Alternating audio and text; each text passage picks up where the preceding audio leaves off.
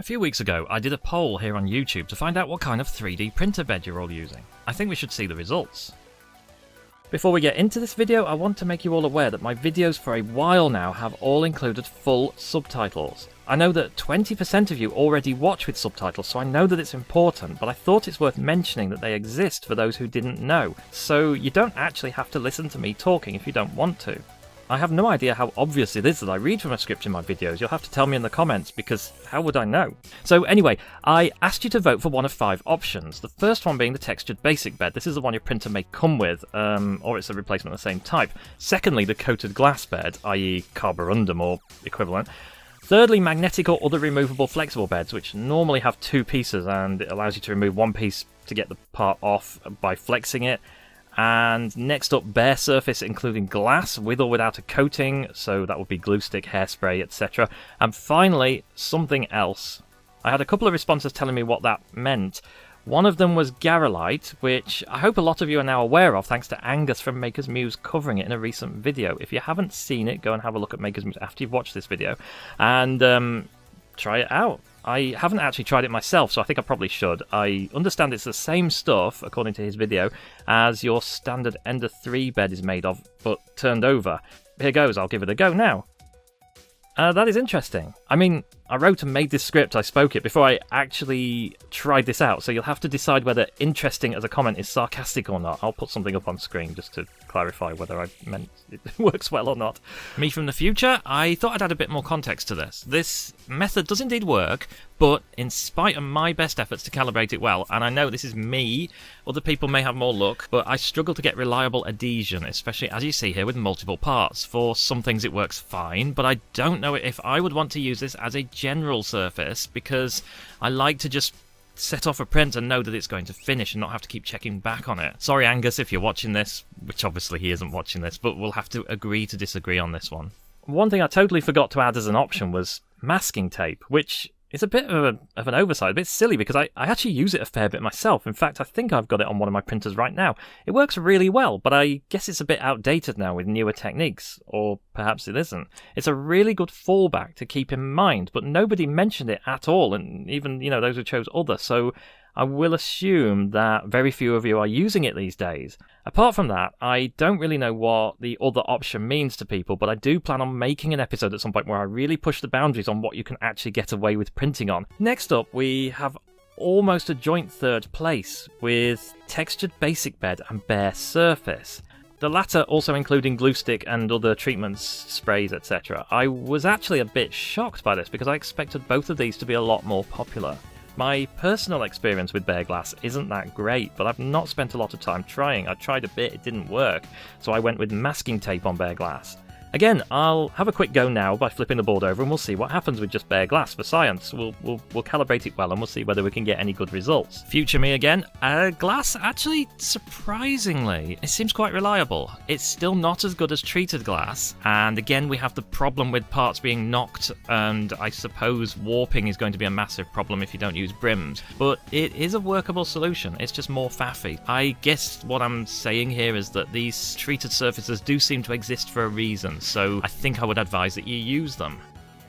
A small note though to anyone using PETG specifically, glass and PETG do not mix. It's something that's kind of infamous. PETG is best printed onto textured surfaces in my experience. It can destroy glass. Which brings us to our next option, which is the textured bed, which I do have a lot of experience with, and these to me are the best compromise option. If you are a beginner, then this is the kind of bed you probably should consider. They combine the convenience of being fairly long-lasting and robust with low maintenance, and probably the best adhesion that you're going to get across most materials. The downside with this kind of bed is that getting the piece off when it finishes can sometimes be a challenge, especially if you do have a textured bed that you can't remove or can't flex. In second place, we have the flexible removable bed category. I think for most people that means a magnetic bed solution which involves having a self-adhesive part that stays permanently on the metal bed and a removable very thin part that comes off. There's also steel versions of this, I'm aware of that. A couple of people did tell me they use these. I don't know how common they are. I must admit that I'm initially confused why you would prefer these kind of bed over the standard coated fiberglass bed, which is cheaper, because you can also flex the fiberglass bed to get parts off. I guess you could snap it if you flex it enough. Although I have had some issues getting the purge lines off, which I will link a video about in the corner. It turns out it depends on the PLA you use. But yeah, the point being you don't need an adhesive counterpart for the non-magnetic bed. So maybe some of you can let me know in the comments why you prefer this kind of bed, because it's clearly popular in spite of the fact you have to stick half of it down permanently. I guess it might be that because some printers come with it as standard, like the Ender 3 Pro, which is a very popular model. And this brings us to the number one most popular favourite print bed. This is the coated glass bed. I think most of them are basically coated in the same thing, whether you want to call it carborundum or silicon carbide or any other fancy name. This is the bed that comes with some of the mid to high range printers, although that's changed recently with printers like Ender Clones and the Ender 3 V2 here, which ships with a glass bed. I don't know if you can call it a premium option, because the beds are certainly not a lot more expensive. In fact, I paid the same for a magnetic bed as I did for a glass bed. Glass beds somehow manage to offer both the highest convenience and the most hassle at the same time from my experience, and what I've seen, getting good adhesion on a glass bed requires obsessively precise tuning, including having to commonly adjust on the fly while printing. Link in the corner to a video on how to do that as well. From the number of people responding to that video saying that they have a lot of issues with the coated glass beds, it's definitely not a good beginner option. So if you're starting out, I would recommend actually trying out a textured bed, either instead or at the same time. You can change them over. Changing the bed is one of the easiest things you can do on a printer, but it's sometimes completely overlooked. People think they're stuck with the bed they got.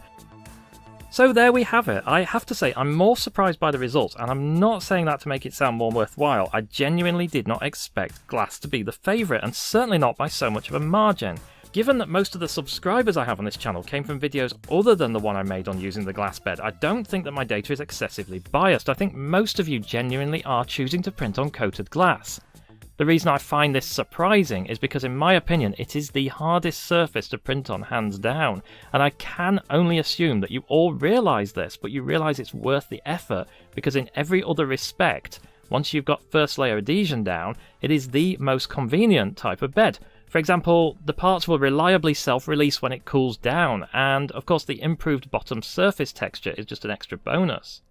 What do we conclude from this? Well, I don't really want to be honest. I don't think that's my place. The results speak for themselves, but they don't really explain themselves. It's possible that this channel attracts more experienced users who may have migrated to glass beds like I myself did, starting with textured beds and then finding glass ones just work better for me.